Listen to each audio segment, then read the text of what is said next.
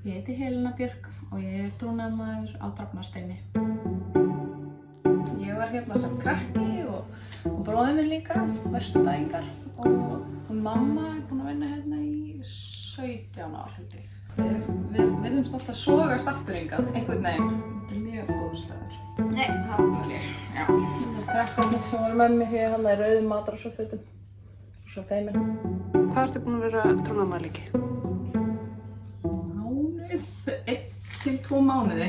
Ég fór á fyrsta námskeið, Eflingu, og var ótrúlega gaman og mjög fróðlegt.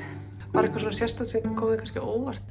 Já, bara hvað þetta er í rauninni stórt og ábyrgðarmikið hlutverk. Ég hélt kannski að þetta væri eitthvað meira bara svona titillinn.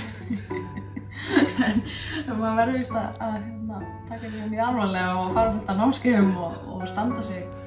Og þarf að hafa svona mikið sjálfstraust og til þess að sinna þessu.